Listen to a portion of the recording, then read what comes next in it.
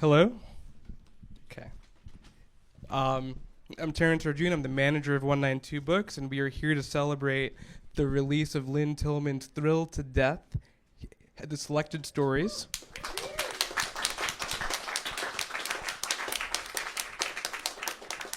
I wrote a very long 10-minute intro that I've been told to cut.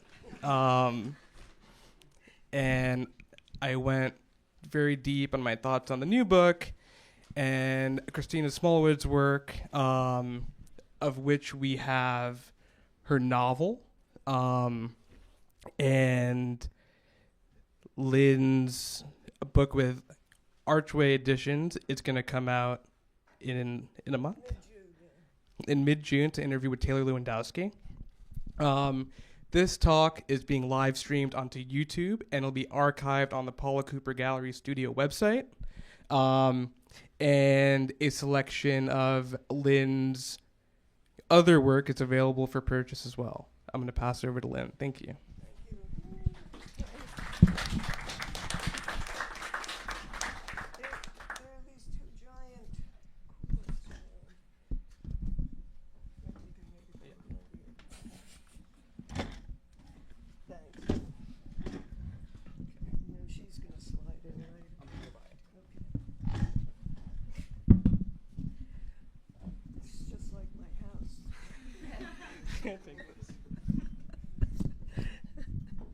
Hi, everybody.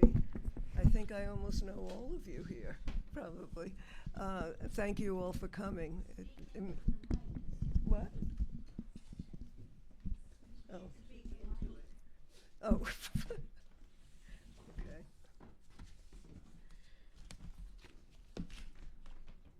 Are we all right? Okay. Can you hear me okay? All right. Even closer. Oh, yeah. Okay, thanks. So I'm just going to read a couple of stories, short stories, and then Christine Smallwood, who wrote the introduction to this book, I'm very fortunate that she did, we will have a discussion. Now it's getting louder and louder. Is that okay? It's good? Okay. So I'm going to read two quite different stories because that's one of the things that this book, I think, shows, which is varieties of ways in which I produce and write stories. And I hadn't thought of myself as a short story writer before doing this book, but now I realize I must be, because there are quite a lot of short stories here. So that must signify something. So I'm going to start with a story I wrote not that long ago, a few years ago, called No Object in Mind. London was quiet. Soho, Covent Garden, quiet then.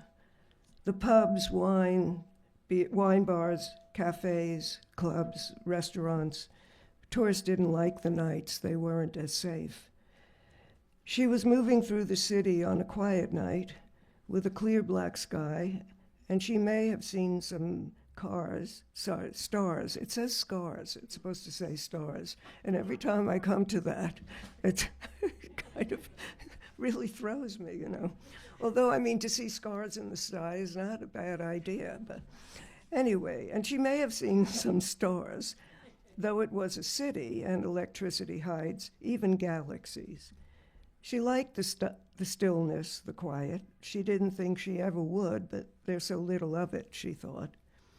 The sounds of traffic faded into the dark night, or they seemed to, and she walked along, seeing hardly anyone on the street, a boy here, a woman there, a man in a suit. They looked disconnected, out of place, and none even glanced at her. The man wore a bowler hat. She imagines him now. And that man reminded her of another Englishman, one she also didn't know, not long before on a bright summer day when she stopped and asked him what time it was, because she didn't wear a watch and cell phones hadn't been invented.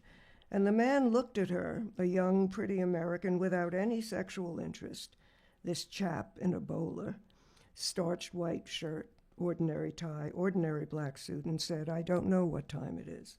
He was startled. Then he said, "I don't even know what day it is." He stared at her and she stared at him, letting him know she had absorbed his meaning. He didn't know what day it was. Then he walked on. It was in Piccadilly Circus, where he disappeared into the crowd on Oxford Street, a thinner crowd than there would be now, but still there were tourists, excited, excitable, waiting to see the next great thing they'd only ever heard about or seen in pictures. The red double-decker buses always looked happy to her, though mostly they were standing still. She kept walking through the quiet night, and now she felt she was absorbing the particular solitude of a great old city, often said to be sleeping. But cities don't. Why would they?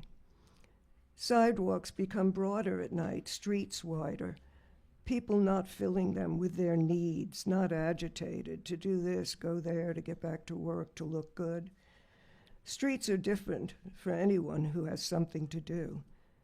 She had nothing in mind to do. She really had nothing to do, except to try to be someone who had something to do. She walked closer to the theater. She was going to a play written by a friend's friends based on Kafka's diaries. The theater was not a normal theater. It was an alternative theater, and its temporary home was in an office building.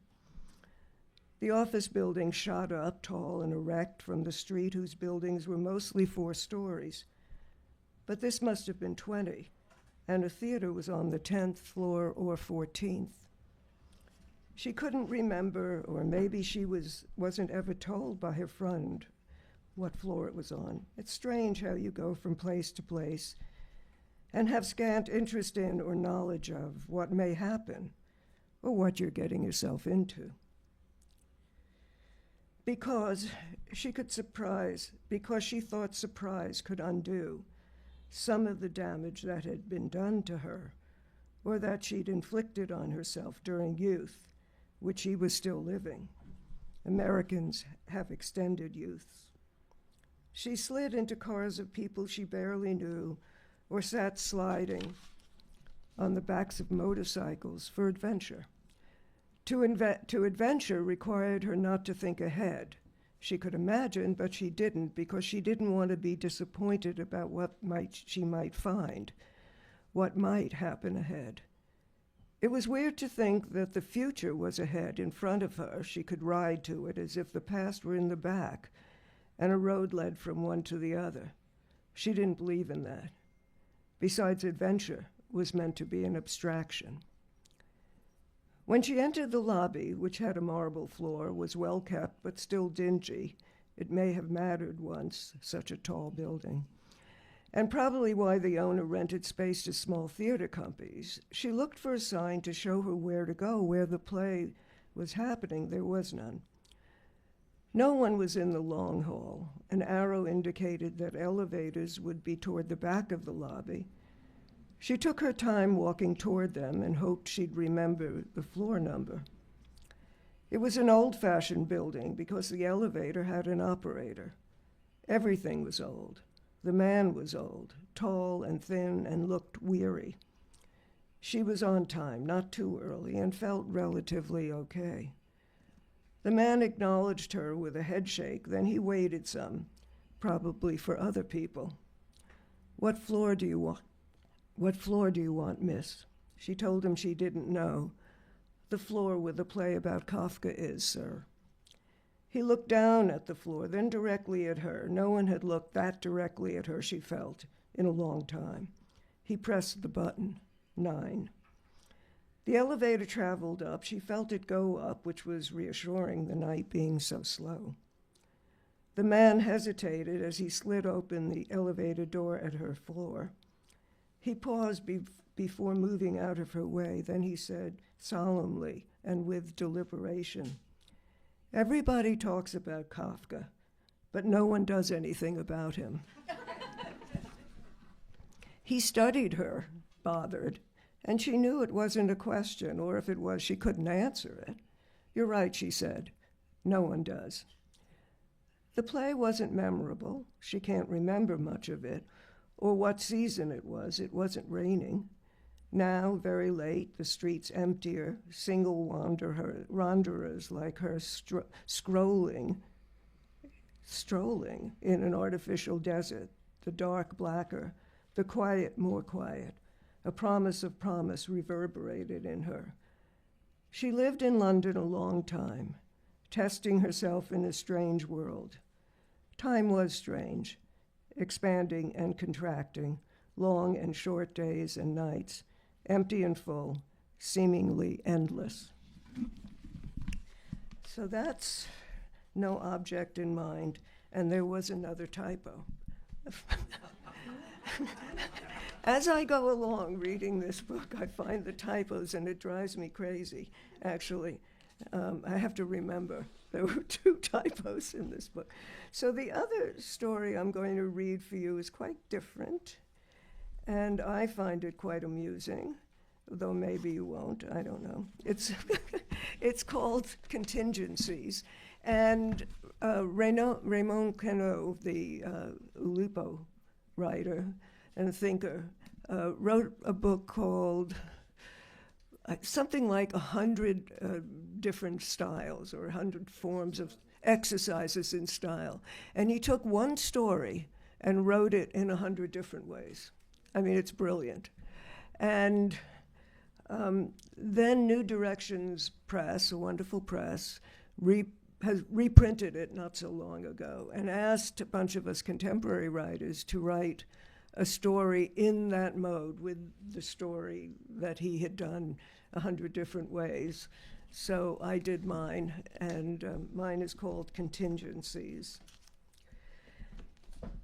At dinner with so-called intelligent people, during our discussion of the Marquis de Sade, I recognized a common lunacy, the fairy tale of absolute and complete freedom.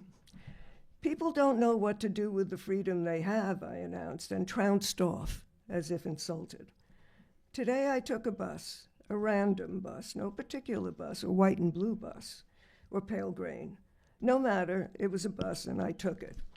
First I stood in line with everyone else, a citizen of a city standing peacefully waiting for public transport, a condition of urban life. I heard 2 men, no particular men, or maybe very particular men, but not to me. I took the bus anyway. The men were discussing their office, where they seemed mad about a woman. I listened because I could. They described her in broad terms. "She's got big tits. Oh my God, that ass. Shit." I entered the bus, paid my fare. The driver said nothing, and unencumbered, except by my hopes and dreams and desires, I walked to the back of the bus, my eyes roving, checking for free seats. And there were good reasons why I kept moving and took the seat I chose, but these are insignificant reasons except to me. I found a seat all to myself, sat down, exhaling freely and happily, because I celebrate public buses, especially when I have my own seat next to a window. But then the 2 men, still exclaiming about the woman's ass and tits, took the seats behind me. Now I felt hindered also by their hulk and bulk, as well as their boisterous voices, bellows about asses and tits, and if I hadn't known myself as myself, if I didn't understand the invisible boundaries in which I existed with my freedom, I would have assaulted the men. I was bigger than both and freer and a black belt in karate. Before I had the chance to pummel one or both, because I was at liberty to do what I wanted, even if it meant imprisonment for a day or 2, the 2 men stopped their bellows and instead turned to watch 2 other male passengers nearly come to blows, one jostling the other for a seat. Now the 3 of us, the tits and ass men and myself, alarmed by this altercation, became a community of sorts. Suddenly I heard a rip, certainly a rent of some kind, that made a decided sound in the air. The man who had jostled the first for a seat, now watched by the newly formed society of the three of us, took that prize seat. Oh, I thought, oh, and wondered what my two companions thought. It was a strange day, and one has such strange freedoms. For I could have ridden that bus the entire day until it ended its journeys, or until the bus driver informed me that I had to get off. Any number of possibilities presented themselves to me. I could even have fought him to remain. But thinking it over, I watched all the people I had known, in a sense, on the bus as they removed themselves from it. I was alone again with my thoughts, not bothered by anything, and when the bus stopped near a park, one I had never visited, I leaped off violently. Again, the driver said nothing, but now I took his silence to mean assent and even understanding, and walked toward the park and into it through its wide gates and sat down, this time at a cafe, where I discovered that the man who had been jostled on the bus earlier in the day was being advised by another to patch his overcoat, a dark brown parka, the same one he had worn on the bus. A piece of fabric hung from its hem. It may have come down during that altercation. Now I thought, he's having an alteration, and wondered if this linguistic association occurred to him as well. Here we are, I remember thinking, in a great chain of being, and he could think whatever he wanted. I pretended not to notice him, naturally.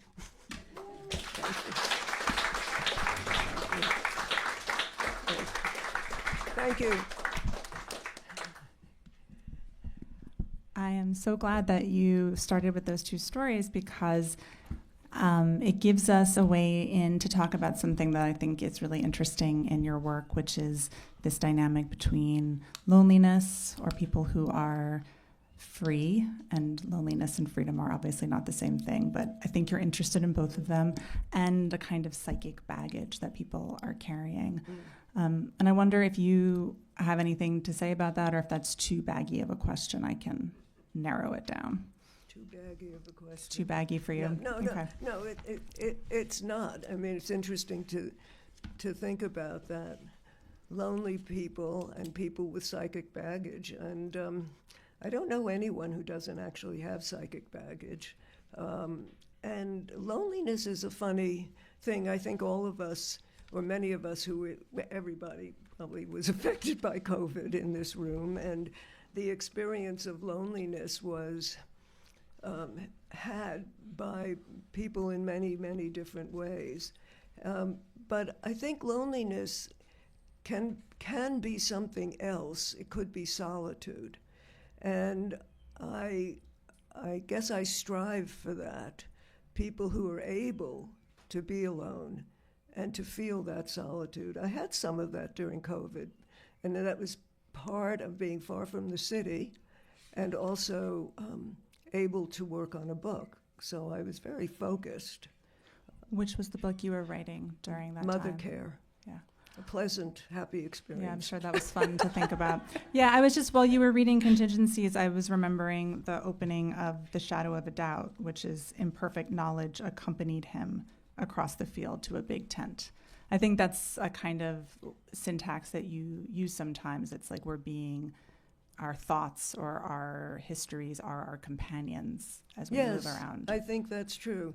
I think one of the things that sometimes delights me and often plagues me is this monologue going on in my head as I'm walking around, and I confabulate all the time. Today I was washing a dish or something, and this whole imagination about what would happen if I did X, and then someone did Y. I mean, it was completely, and then I got very disturbed by the outcome I'd given it. And I thought, what the hell am I doing? This is really, but I do think we have these interior monologues. I think writing them is, for me, wonderful. I love doing that. Yeah, that's a question I wanted to ask also. Do you, this book especially, reading it is like encountering it's like you're not at a party exactly, but you do have the feeling of listening to all of these different voices. And is that something that you think about? Like, do you think about writing to be read out loud, or do you think about the voice being a kind of address to the reader? I think voice really is what motivates my creation of a character, a voice. And I do listen to people. I am interested in how people think and how they report on their day and why they think what they do. I'm fascinated, actually. And there are probably many reasons for that I don't have to go into here. There was this idea that a writer had one voice. I think that's particularly true, said in poetry, but I think also in the novel. And I feel so much in opposition to that idea. I think it leads into cul-de-sacs of all kinds that don't allow for the imagination, which I think is incredibly important. And so, must I say, did Einstein. He thought the imagination was incredibly important.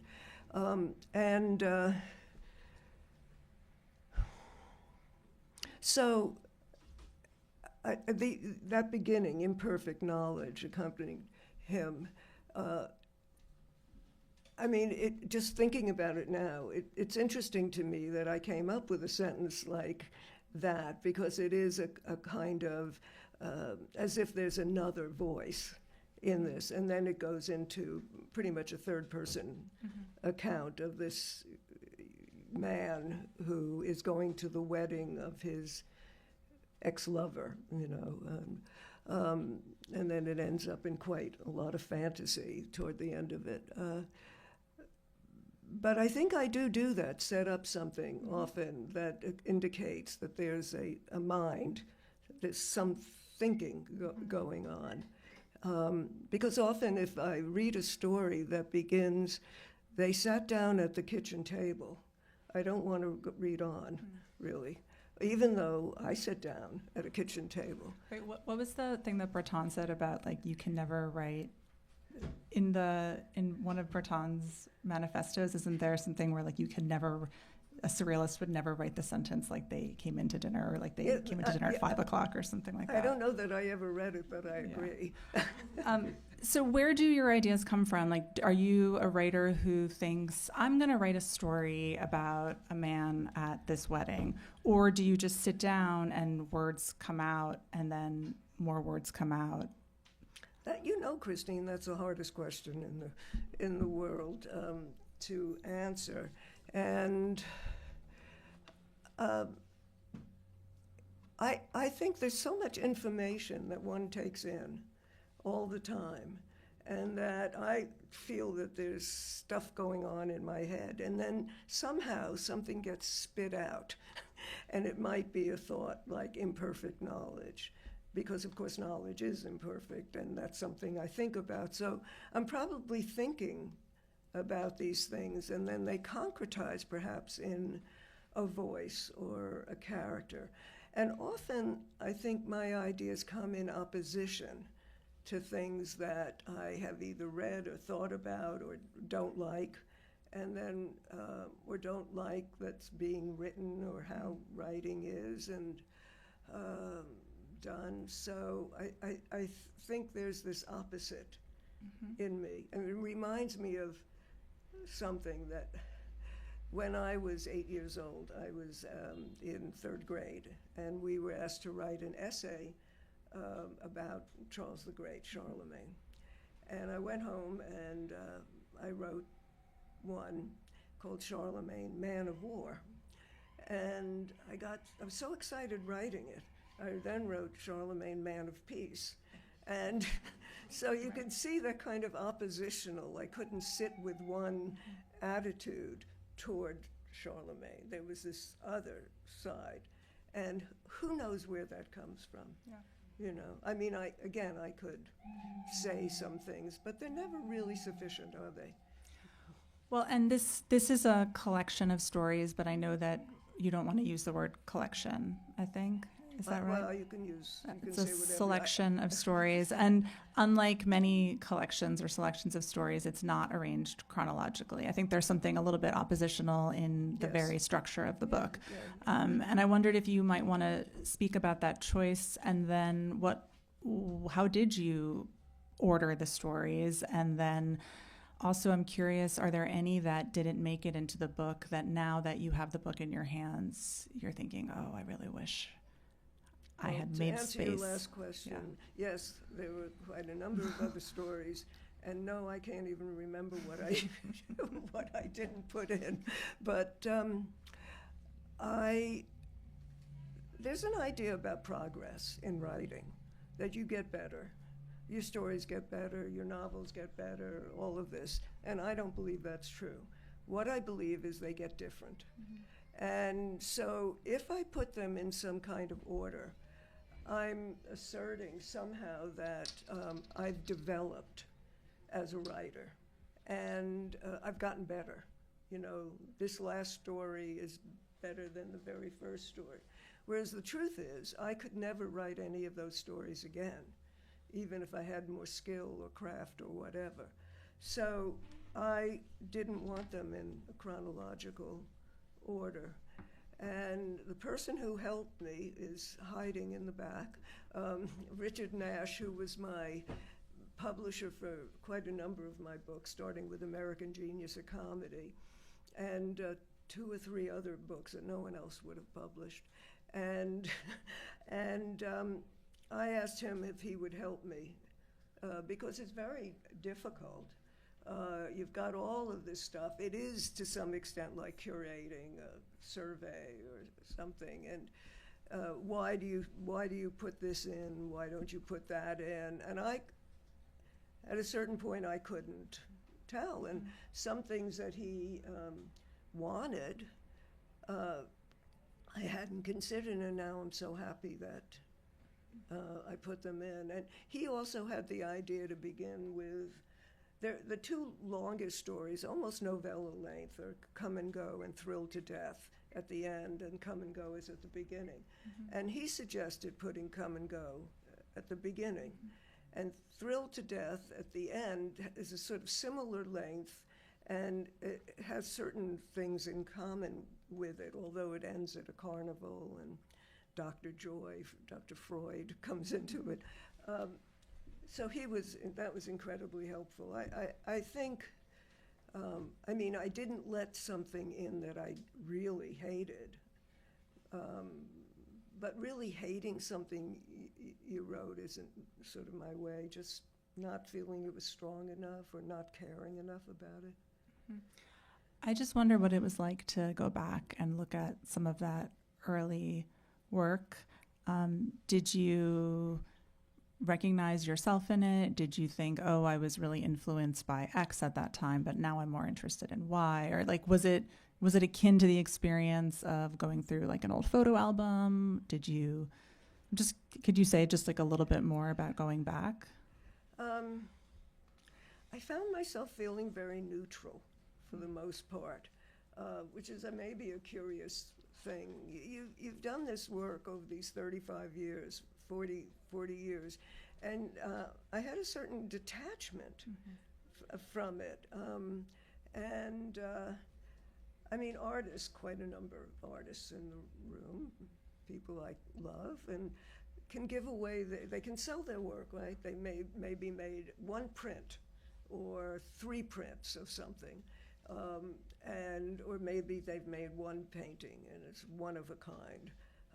And yet they can sell that work. They can give it away. The idea that I could give away something that I wrote, the manuscript, and not have that seems crazy. What a different turn of mind it takes than to be a visual artist in that way. You know, I've said to Amy Silman recently, don't you feel terrible? No, I don't feel terrible at all. It's so different to me, if I didn't have a copy of something that I wrote. But I didn't, I kind of have even when I'm writing, I have a pretty objective viewpoint about my work. I mean, I really do believe what Harry Matthews said years ago. The writer is your own first reader. You are your own first reader. And you're your first editor, or you are your editor. And if you don't know how to look at your work with any kind of objectivity, and obviously it's not pure, but giving up a certain word that you think works, and then you realize it doesn't, but oh, I like that word. It's such a great word, but it just doesn't fit, So I had a certain amount of, I think, neutrality about it. I read your interview with Taylor Lewandowski, and I wanted to... This is not just one, this is the book that... Yeah, it's a whole book. It's a book-length interview. Book-length conversation. And I wanted to just read something that you said about teaching writing and then ask you about it, if that's okay. Okay. So this is the quote. You said, "I tell them on the first day, I don't care what you write, I care how you write it. You don't have to take this class seriously, but if you leave this university and you don't know how to write a clear sentence, I pity you." And I think the reason I was so struck by that is because you are not always described as you're not a transparent writer, right? You're a very playful writer. You're very interested in paradox. Like you said, Charlemagne the Great, and then Charlemagne the Horrible, or whatever it was. A lot of times, the meaning of one of your works it's not immediately apparent, right? And there's something oblique or sideways about what you're doing.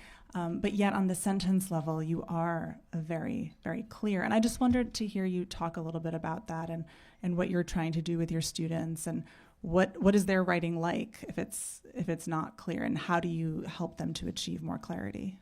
That's a 3-paragraph answer. Yes, but also you can just say anything. Okay, no, I know. I think that the more complex your sentences or thoughts are, you damn better be as equally as clear. I think that people worry that they have to use big words or more complex this or that or whatever. The idea can be carried more clearly than many people think, and there's so much bad writing, it drives me crazy. But so clarity is extremely important to me about some very difficult ideas, about things that are hard to say. And with my students, there's one in the audience. With my students, I do very close line edits. I talk to them about how they write. As I say there, it's true. I don't care what they write about. They can write about scurrilous things, or they can write about baby bunnies, or it's how they write. And I feel that I'm there to help them learn that. And the better they are, we all talk about what's talent and what isn't talent and all of that. And what I have noticed is that the students who understand a criticism or a comment are the ones who have talent. That talent is it's indefinable, I know that, and where it comes from and how much is DNA or how much is environment, whatever it is, they see the problem. And you don't have to argue with them. It's not that you want them to change it to be in your style. You want them to understand what the issue is so that they can decide, they can have a choice about how they want to write it. And it could be done better. And you can teach people to write better. Absolutely. And as we know in this country, kids really don't learn how to write well. And of course that affects how they think and all of that. So I asked you before about voices, and I also wanted to ask you about how you observe or attend to people, just because there's so many characters in this book, and it feels like some of the stories could only have been written by someone who lives in a city, who is observing lots of different kinds of people, noticing how they dress, their mannerisms, your ability to kind of conjure a character very quickly, often a character that you don't need for very long, you know, because sometimes there'll be a character in a story, in one of your stories, and then we just move on to the next thing that's happening out the window of the bus or what have you. And while I was looking back over the book today to think about what we would talk about tonight, I was just thinking about how I don't think I watch people the same way I did 10 years ago. You know, I think we're all like aware of how our phones have changed our ability to, you know, be in the moment or whatever. And I was just wondering if you had any comments about how you observe people and if your ways of observing them has changed in the last 10 years. I just had a funny thought. No. What was it? This was You should say it. I was watching an old YouTube thing about who's that guy, Steve Carell, and he was talking about having once had to do something with a baboon, and the baboon was sitting there, a real live baboon, and no one had told him how to, you know, handle a baboon. And at one point, he began to improvise with the baboon. The baboon was just supposed to pick up a glass the way Steve Carell had picked up a glass. And so then he looked at the baboon and he said something to the baboon, and the baboon started screaming, you know, and just terrified him. And then later the trainer came over to him and said, "You should never look in a baboon's eyes." Well, in a way, you don't want to look in a person's eyes, I was thinking. But I don't... a stranger, because that's, you know... I was one time staring at somebody and forgot I was looking at them. And then they started looking back at me. And I felt like knives were coming at me. This is a stranger. A stranger. Yeah. You know, I just had forgotten I was looking in that direction. So the eyes are incredibly important, how we look at something, how another person. But I think I'm still very much observing. I think that... you know, human beings fascinate me. I mean, I think a species is horrible, but it becomes more horrible all the time. But we're very interesting. I'm very interested in other people. And I'm more interested in other people, really, than I am in myself. I mean, I have my analyst, and we can talk about me, but, you know, even that gets boring, you know. In this book, there are, I think, 2 Madame Realism stories. Is that right? Are there? I don't remember.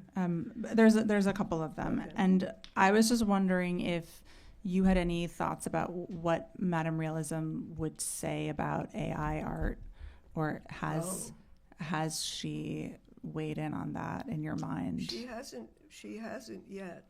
You know, everything that comes about that seems to have so much possibility has a lot of impossibilities and has a lot of problems. There's nothing.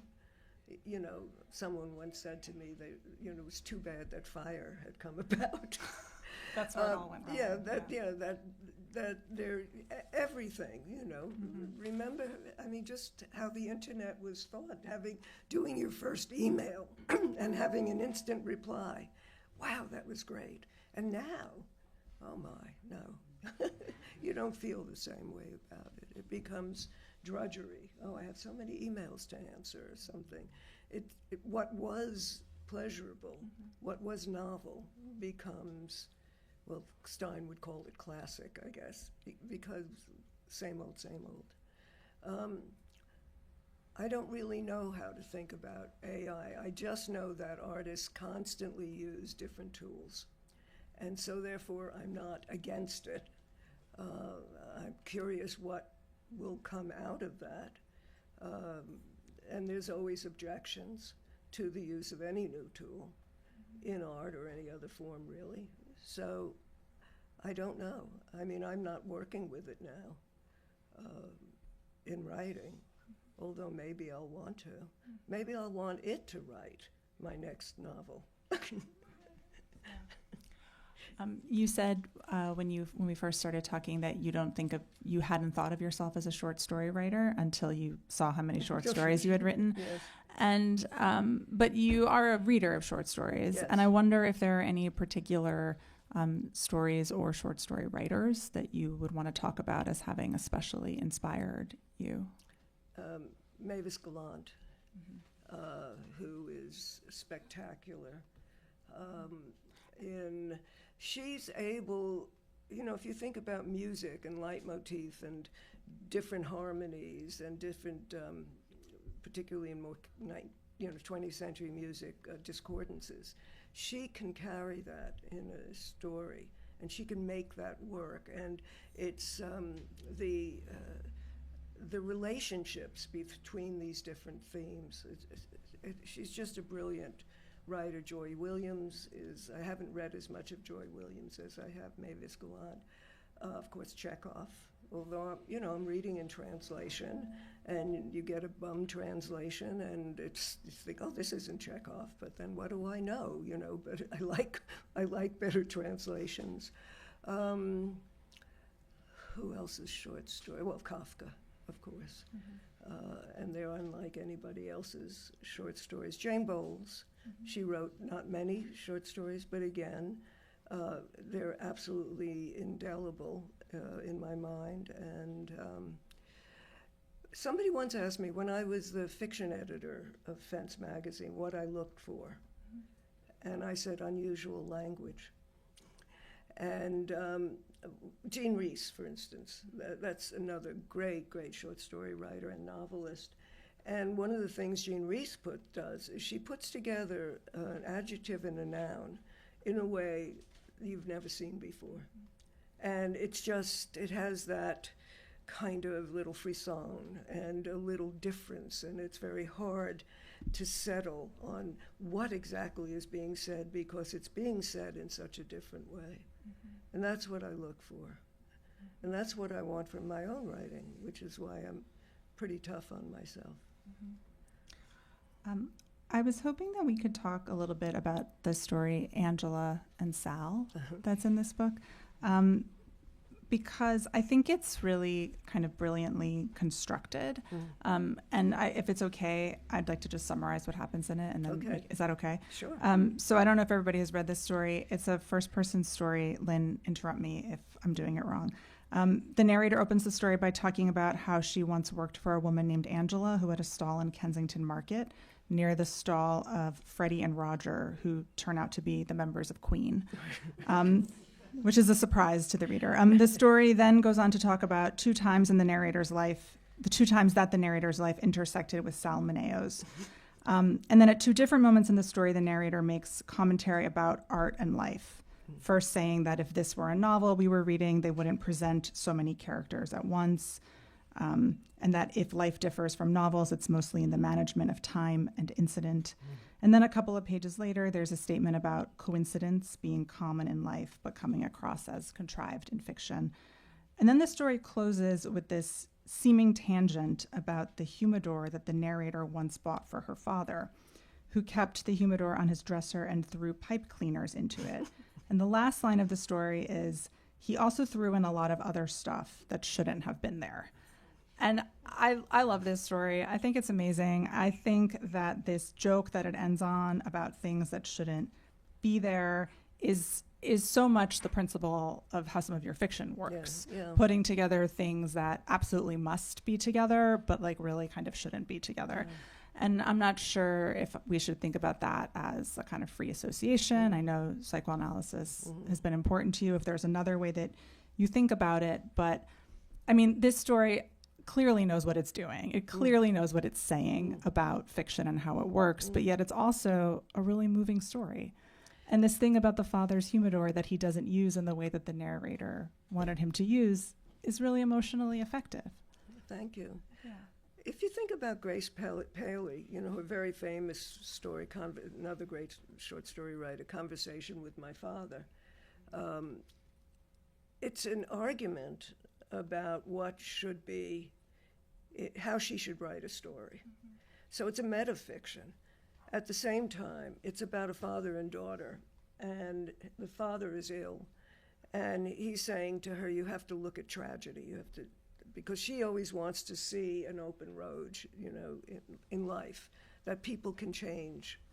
And he says you must look at tragedy. And of course they're also talking, he's talking about, you must know that I'm going to die. So it works on so many different levels. And I think that, the emotion is very powerful at the same time as it's really discussing writing and how one writes. And I think for me, that's about how we live with contradictions. And that our capacity of human beings, that the capacity to be able to deal with two very differing ideas at the same time is something we struggle with, but can be very true. It's beyond ambivalence. It's really oppositional. And so in that story, for instance, there were so many opportunities for me. I was thinking first about writing, would I write memoir? Because people keep saying to me, you've got to tell that story. And when I have sat down to try to write a story from my past, I know the story, so I don't want to write it. And it's kind of boring for me. The last thing I want is to bore myself. I mean, it's terrible to be bored by other people. You feel like you're dying, but at least I do. But it is boring to know the story, really, and then to write. So I know it's all about how you write it. And so the idea of contrivance, coincidence, all the things you're not supposed to do when you write a novel or a story, of course you can do. It's just how you do it. That's always the issue. Yeah, and I guess we should have said that there are some pieces in this book that maybe are memoir. Ish. Yeah. Okay, so we have to take questions from the audience now. I can't keep going. I'm gonna restate your question into the microphone. Gosh, so interesting, so inspired. With observation being a big part of your writing, I was just wondering, are dreams at all, like before you observe people, or during, and then you're trying to develop a character or an idea for a book? So if they're a big part. Okay, I have to repeat it for the Okay. YouTube. So the question is about dreams and what role they play in your writing process. Mm-hmm. I used to use more dreams in my writing toward the beginning because it seemed like a way to get toward unconscious thought, unconscious feelings. But then, it's what the dream means to the dreamer is the more important element of what a dream is. And I have used some. And actually in a recent piece a new work that went into Ursula magazine under a title Ruminations, I did end with a dream I actually had, which was with Marlon Brando. And because it's, the content, the obvious content is so much there, I thought I would end with this. And it was that I'm with Marlon Brando, and he's hugging me. Maybe we're making love or something, and he's holding me, and then he starts telling me all his problems. But I'm so, I'm just so loving being in his arms, and this is the young, not the big fat Marlon Brando. And he's hugging me, and then I realize I have to respond to all the questions, and I said, what is it that most worries you, a general question, and he said, authoritarianism. I'm so glad you asked the question. And so even though it actually came from a dream I had, what association it has to me particularly doesn't matter. You can, it's funny anyway. Other questions? Yes. Lynne, and I think I know the answer to this question, but when you were going back and looking at these stories over a long period of time, did you think about changing anything? And would that be impossible, or how does that work? Because, nonfiction writers might change something or improve something. I know it's like a really ridiculous question. Do you want to? Okay. The question is, when you went back and selected the stories, if you considered revising or changing them in any way? No, because they existed in a way, and only once have I done that with something that was published, but not published in a way that was really public. And before it got published in such a way that more than one person could read it, I did make a couple of sentence changes. But no, I mostly let it stand as it is. And I don't go back to it. I do like to finish something. And it's not that it couldn't be better, it could be different or what, but it was the way I wrote it at the time.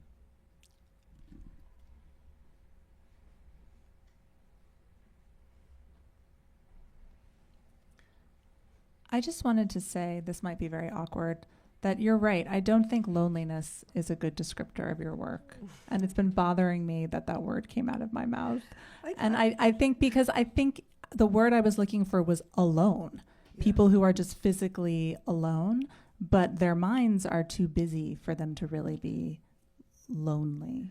I think that's, I appreciate myself. that, because I am very much interested in people who are alone, yeah, and who live their lives knowing they're alone in some way. And I have a resistance to certain human formations in which the person has to always be in relationship to another person. Mm-hmm. I like the idea of living with yourself and having thoughts that you might not have. I like going places alone. All my close friends know this. I like having experiences that I would not have if I were with another person with me, because then I would be attending to the other person and how they felt, because I am pretty sensitive to what other people are feeling, which is a little bit annoying to me. But, I don't even like to go to plays with other people, because I'm sensing if they like something or they don't. Now, maybe that shows what a shaky person I am or something. It's just a different experience.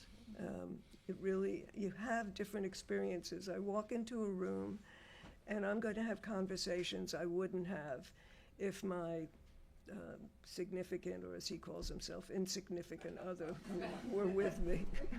It's just different. Yeah. I like the difference. Yeah. Okay. I guess unless there's one more question from anyone, I don't want anyone to not get a chance. Okay. Speak now. Or forever hold your peace. Thank you so much for sharing this wonderful book with the world. Everyone should buy it. Have Lynne sign your book. And I will be signing books, supporting the bookstore as well as my press. Thank you. You were wonderful. Thank you.